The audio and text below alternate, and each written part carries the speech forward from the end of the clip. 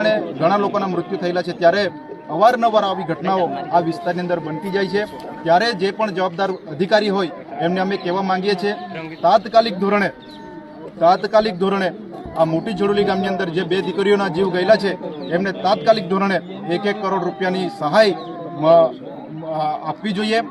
જો આમ કરવામાં જે પણ સરકારના ધારાધોરણ મુજબ જે પણ સહાય મળશે એ તો મળશે, એ અમે રજૂઆત કરવાના છે। પણ આ કંપની દ્વારા જો ભીનું સંકેલવાની ઉલેચવાની જો હાથ અદ્ધર કરવાની જો વાત કરશે, આ જોડોલી ગામના લોકો એટલા જ આજે ઊભા થયેલા છે।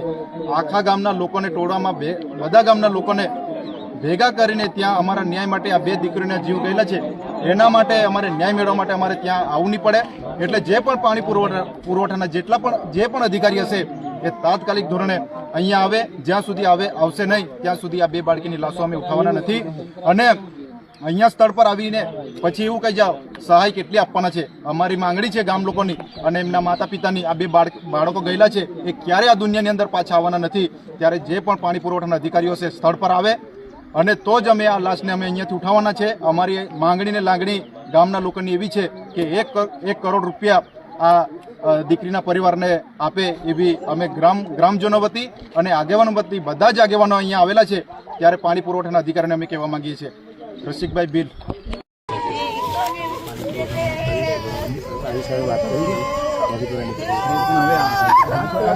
કેટલા વાગ્યા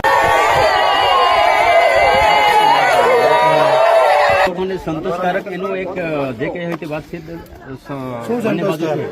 એટલે જે વળતર મળવું જોઈએ કંપની મળે, જે કઈ વળતર આ લોકોને મળવું જોઈએ એનું થવું જોઈએ, કેમ કે બાકી આમ તો કાગળો બનાવીને આપણે મોકલવાના છે અને એની કાર્યવાહી થઈ જશે, પોસ્ટમોર્ટમ કરીને પછી ઘેર લઈ જાવ અને સ્મશાન વિધિ થઈ જાવ, બસ એ જ થઈ જાય।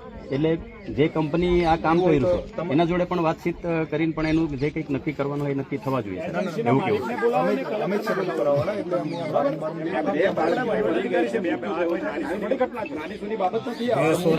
બે માણસો મરી ગયા કહેવાય અને અહીંયા સ્થાનિક તો પાણી મળતું નથી, પાણી કઈ લઈ ગયા કઈ નહીં, પણ તે પહેલાનું તો 2 માણસનો ભોગ બને લઈ લીધું। તમે કઈ પોલીસ સ્ટેશન બંધ કરીને જ નીકળી ગયો છો?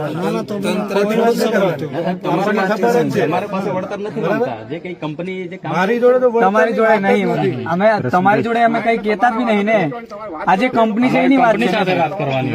તમે કહેતા હતા પણ જે છે યુવા નેતા અહીંયા જે કરણભાઈ છે તેમના સાથે વાત કરું। કરણભાઈ, ખાસ કરીને જે રીતે આ જે ખાડો હતો અને પાણી લીકેજ હતું, આ બાળકીઓ કેવી રીતે ગઈ અંદર અને કેવી રીતે આ બાળકીઓ ડૂબી ગઈ? સૌથી પહેલા તો અમારા સમાજની 2 બાળકીઓ, અમારી બહેનો આ દુનિયામાં આવેલ હતી। આ કુપા પાણી પુરવઠા યોજનાની ઘોર બેદરકારીને કારણે આજે અમારી સમાજની અમારી બહેનો આજે આ દુનિયામાં નથી।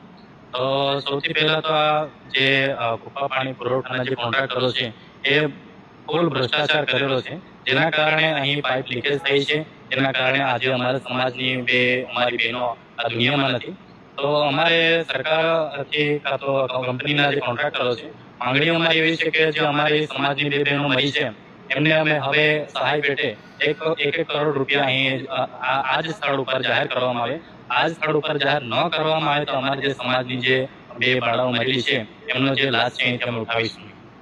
બિલકુલ, જે પ્રકારે જે કરણભાઈ છે યુવા નેતા છે તેઓ જણાવી રહ્યા છે કે અમારી જે દીકરીઓ ગઈ છે દીકરીઓને ન્યાય આપે અને જે સહાય છે સહાય રૂપે મળે ને, પણ જે એવું બી હોય ને કે ચલો દીકરા